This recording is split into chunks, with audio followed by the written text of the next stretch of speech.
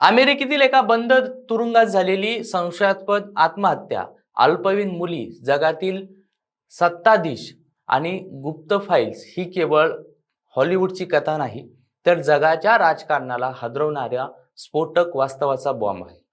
19 डिसेंबर ही तारीख अमेरिकेसाठीच नाही, तर भारताच्या राजकारणासाठी देखील निर्णायक ठरू शकते.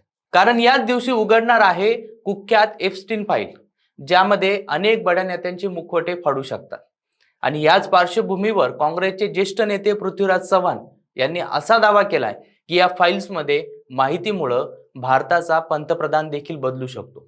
प्रश्न थेट सत्तेच्या सर्वोच्च खुर्चीपर्यंत जातो. एप्स्टीनने हनी ट्रॅपच्या जाळ्यात अडकवलेले जागतिक नेते, उद्योगपती आणि सत्ताधारी, त्यात भारताचे आजी माजी आमदार देखील आहेत का? सोशल मीडियावर चर्चांचा भडका उडालाय आणि राजकीय वर्तुळात मात्र अस्वस्थता पसरली आहे. ही फक्त अफवा आहे की वादळाची नांदी? ही केवळ अमेरिकेची फाईल आहे की भारताच्या सत्तेला हादरवणारा टाइम बॉम्ब?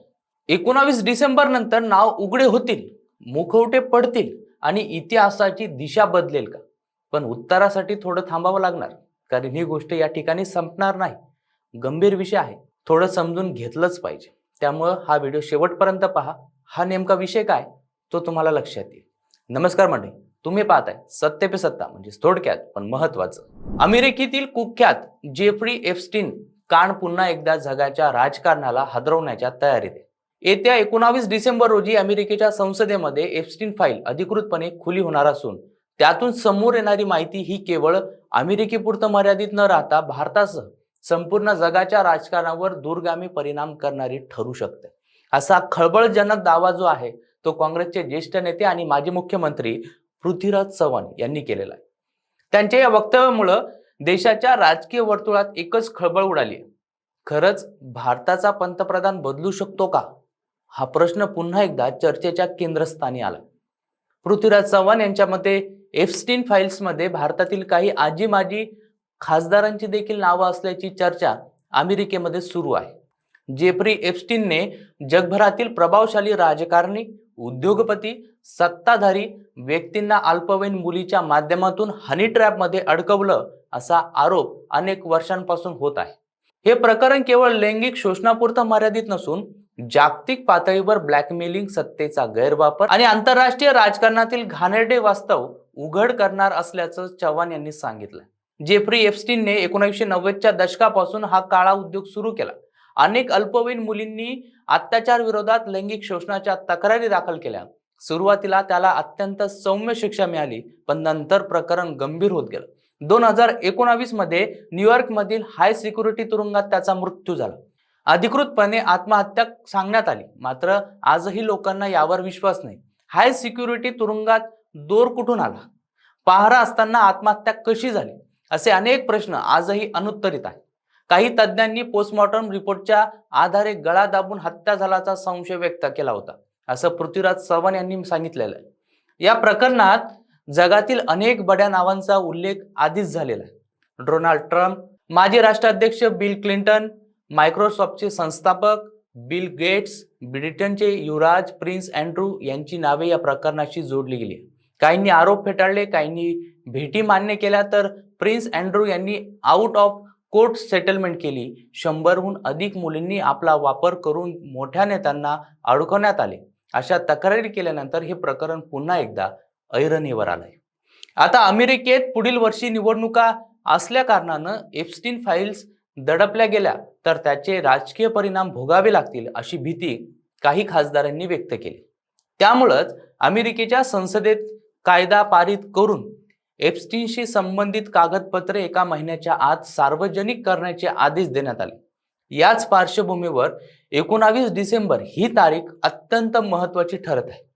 पृथ्वीराज चव्हाण यांच्या मते त्या दिवशी जगाच्या राजकारणात मोठ्या उलथापालथी होऊ शकतात. या फाईल्समधील काही कागदपत्रे आधीच अमेरिकेतील काही खासदारांकडे असल्याची चर्चा आहे. त्यावर आधारित माहिती सोशल मीडियावर फिरत असून भारताशी संबंधित काही धागेदोरे असल्याचे संकेत दिले जात आहेत.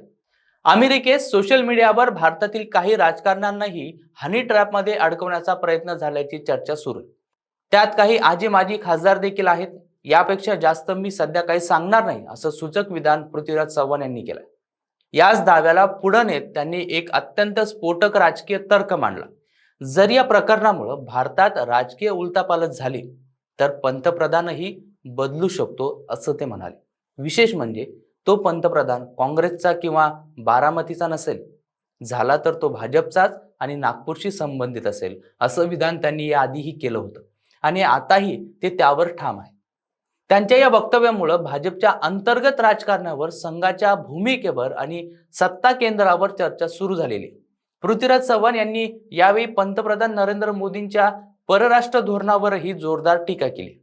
मोदींचे परराष्ट्र धोरण पूर्णपणे अपयशी ठरलंय. जागतिक स्तरावर भारताची प्रतिमा मजबूत झाल्याचा दावा केला जातो, पण अशा गंभीर प्रकरणामध्ये भारताचं नाव चर्चेत येणं हे खूप मोठ्या प्रमाणावर चिंताजनक आहे, असंही ते म्हणाले. दरम्यान 19 डिसेंबर रोजी भाजपच्या खासदारांना व्हीप जारी करण्यात आलाय. यावरून देखील संशय व्यक्त केला जातोय. याचा एप्स्टीन फाईलशी काही संबंध आहे का, असा प्रश्न विचारला असता चव्हाण म्हणाले की त्या दिवशी काही महत्वाची विधेयक पारित होणार आहे. त्यात अणुऊर्जा खासगीकरणाशी संबंधित विधेयकही आहेत. त्याचा या प्रकरणाशी थेट संबंध आहे की नाही हे माहीत नाही. मात्र तरी देखील तारीख आणि घडामोडींच्या योगायोगामुळं राजकीय वर्तुळात कुजबूज सुरू झालेली आहे. आपण मांडत असलेले तर्क आणि चर्चा या कुठल्याही अफवांवर आधारित नसून अमेरिकेच्या संसदेच्या अधिकृत वेबसाईटवर उपलब्ध असलेल्या माहितीवर आणि तिथे सुरू असलेल्या चर्चांवर आधारित असल्याचा दावा पृथ्वीराज चव्हाण यांनी केलाय.